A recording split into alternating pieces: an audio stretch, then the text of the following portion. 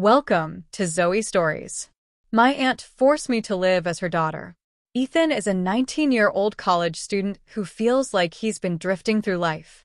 After his parents' sudden death when he was just 15, he moved in with his Aunt Clara, a strong-willed and independent woman who took him in out of obligation more than affection. Although she's kind, their relationship lacks warmth, and Ethan often feels like a stranger in his own home. He's introverted and quiet, struggling to connect with others, preferring to stay in the background unnoticed. Despite his academic success, Ethan's life feels stagnant, and he is unsure of his place in the world. He spends most of his time alone, lost in his thoughts, rarely stepping outside his comfort zone. Ethan longs for something more, an escape from the monotony of his quiet existence. But what exactly that more is remains unclear. He feels disconnected from himself, unsure of who he truly is, and finds it difficult to express himself. His desire for change is rooted in a deeper longing to understand his own identity and to break free from the passivity that defines his life. However, he's hesitant and unsure of how to initiate this transformation, not knowing if he's even capable of stepping outside the confines of the life he's built. The tone here is neutral, setting the stage for the story. Ethan's dissatisfaction with his current life is evident, but there's also a quiet sense of longing for change. He's hesitant, introverted, and dissatisfied with where he's at, but there's no clear path forward yet. The audience is left with a sense of anticipation, unsure of how Ethan will take the first steps toward transformation. One evening, after Ethan returns from a quiet day at school, Aunt Clara greets him with a surprising proposition. She sits him down in the living room, her expression serious. "Ethan, I've been thinking," she begins, her voice firm yet tinged with something softer. "You've been living in this house for 4 years now, and I don't think you're really living. You've been hiding. You keep to yourself, and it's like you're letting life pass you by. Maybe it's time to make a change." Ethan listens intently, unsure of where this conversation is headed. Aunt Clara continues, explaining her idea. "I've been thinking a lot about what it means to truly step out of your comfort zone. I know you're not happy with how things are, and I want to help you find a way to break free from all of this. I think you need to live as my daughter for a while." She pauses, letting the words sink in, her tone serious. "You'll wear the clothes I pick out for you. You'll take on the role of my daughter for a time. Learn to walk, talk, and carry yourself with the confidence that you're lacking. It's a challenge, but it'll give you the chance to see yourself in a different way." At first, Ethan feels a rush of disbelief. His mind races. What does she mean by this? Why does she think this is the answer? He's overwhelmed, unsure whether to feel excited or repulsed. This proposal, so foreign to everything he's known, feels like a strange mix of liberation and constraint. He never imagined stepping into a completely new identity, let alone one as drastic as this. Ethan stands there, frozen, his mind spinning. This can't be real. She's asking me to completely change, to live as someone else as her daughter? The very thought fills him with both anxiety and a strange, almost intoxicating sense of possibility. But maybe this is what I need. Maybe I need to stop hiding from myself and confront who I really am. But am I ready for this? He fidgets, unsure of how to respond. He considers his options. He could refuse, retreat back into his quiet, unnoticed life. It's safe, familiar, and he's lived that way for years. Or he could take the leap and embrace something entirely new, a chance to explore an identity he's never considered before. What if this changes everything? What if it opens doors I never knew existed? His heart races, torn between fear and curiosity. His hesitation is palpable, the weight of the decision pressing down on him. But what if it's the right choice? What if this is the breakthrough I've been waiting for? The tension within him grows. He can feel the spark of change beginning to ignite. The tone here is one of growing tension and uncertainty. Ethan is caught between the strange challenge presented to him and his own internal hesitation. The curiosity about this new path is tempered by fear of the unknown. The audience feels the nervous energy building within Ethan as he grapples with the unexpected proposal. The day of the transformation arrives, and Ethan is filled with a mix of anticipation and anxiety. Aunt Clara's instructions are clear. He is to be fully dressed as her daughter. Ethan, unsure but intrigued, steps into the bedroom. She is prepared for him. The room feels strange, almost surreal, as it's filled with the soft, pastel-colored clothes of a young woman. The delicate fabrics hang from hangers, and a soft floral scent lingers in the air. Aunt Clara guides him through the process. She starts with his hair, using a curling iron to shape it into soft waves, the heat sending a warm, tingling sensation through his scalp. The faint smell of hairspray fills the room as she works, each strand transforming from his usual tousled mess into something much more styled and controlled. Ethan watches himself in the mirror, unsure of the reflection staring back at him. His face feels unfamiliar as Aunt Clara applies makeup. The first touch of foundation is cool against his skin, blending into the texture of his face. The makeup smells slightly sweet, almost too overpowering at first, but it's soon replaced by a sense of clean, fresh precision as she adds layers, a light blush to his cheeks, a sweep of eyeshadow that brightens his eyes, and a subtle shade of lipstick that pulls everything together. The makeup feels like a mask, but it also softens his features, making him appear more delicate than he ever has before. Then comes the clothing. Aunt Clara picks out a soft, flowy dress, a pale pink floral number with lace trim. As Ethan slips it over his head, the fabric feels foreign against his skin. The dress falls gently to his knees, and the softness of the fabric makes him feel exposed in a way he's never felt before. He steps into a pair of soft, lacy tights and adjusts the heels, just a few inches, but enough to make him feel taller and more delicate. He moves awkwardly in them at first, the shoes making soft clicks against the floor with each step. The sensation of the clothing on his body is overwhelming. It feels soft and gentle, but also constricting, like a constant reminder of the persona he is stepping into. As he steps back in front of the mirror, Ethan is confronted with someone who is no longer quite himself. The reflection staring back at him is of a girl, his features softened, his body shape altered, the dress clinging to his frame in a way he never thought possible. He hesitates, running his fingers over the fabric of the dress, feeling the smoothness of it against his skin. His reflection feels so foreign, yet there's something oddly liberating about it. He's never looked like this, never felt this way.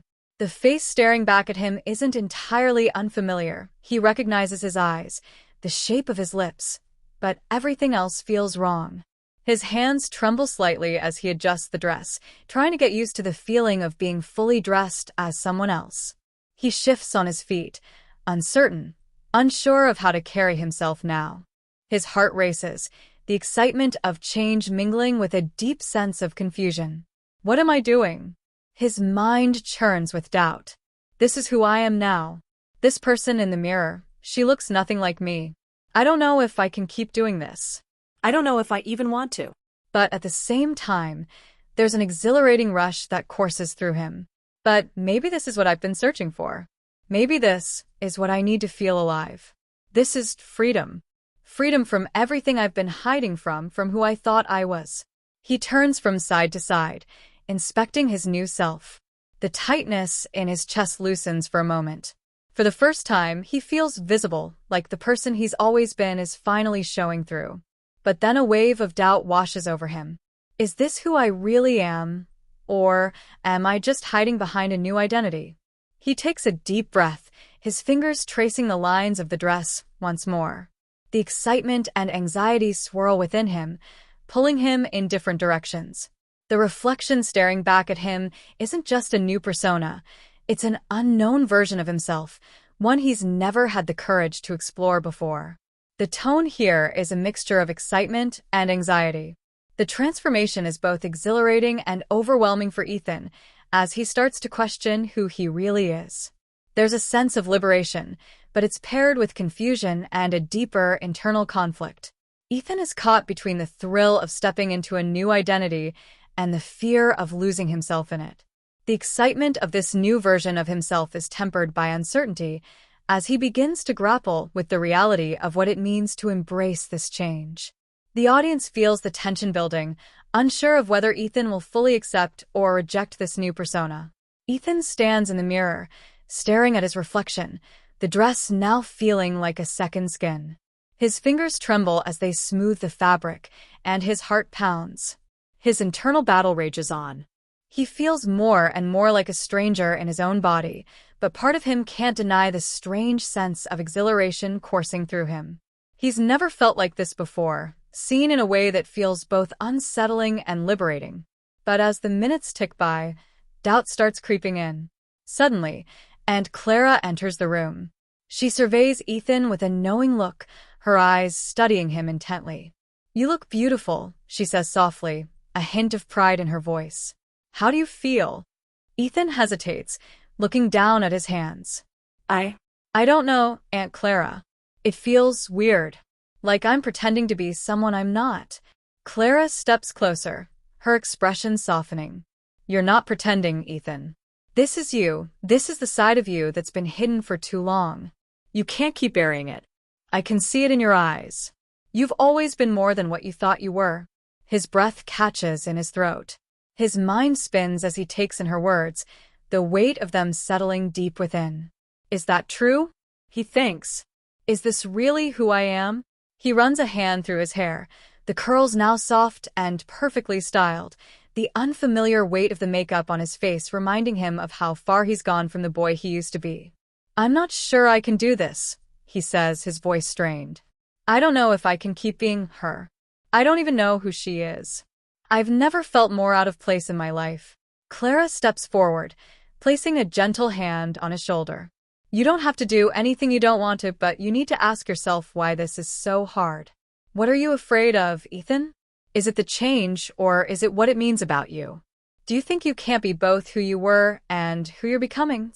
Ethan stares down at the dress, the delicate lace now seeming suffocating, the fabric clinging to his body like a constant reminder of the transformation he can't escape.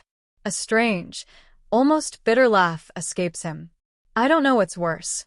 The idea of being something new or the idea that I'm nothing but a lie." Clara's eyes soften with empathy. "That's not true. Change doesn't erase who you were, Ethan. It just adds layers. The question is, do you want to keep fighting it? Or will you let yourself find peace, even if that peace comes in a form you weren't expecting?" Ethan remains silent, wrestling with his thoughts. His mind flashes to his old life, how everything felt so controlled, predictable, and comfortable, yet dull. The idea of living this new life fills him with both fear and hope. What if he's not meant to go back to who he was? What if this new person, this version of himself, could be the key to understanding everything he's been struggling with for so long? "I'm scared," he admits, the vulnerability in his voice raw and unguarded. "Scared of what it means to accept this, to really be her. What if I lose myself in the process? What if this is just some fantasy I'm chasing to avoid facing my real problems?" Clara looks at him with understanding, her hand still resting on his shoulder. "The truth is, Ethan, you'll never fully know until you let yourself try. But one thing I know for sure is that you don't have to go through this alone. We're in this together. You can't be afraid of your own reflection anymore." Ethan's heart races. Clara's words echo in his mind, and for the first time, a sense of clarity washes over him. The fear doesn't vanish, but the overwhelming doubt begins to fade into something else, something more grounded. What if this is who I was always meant to be?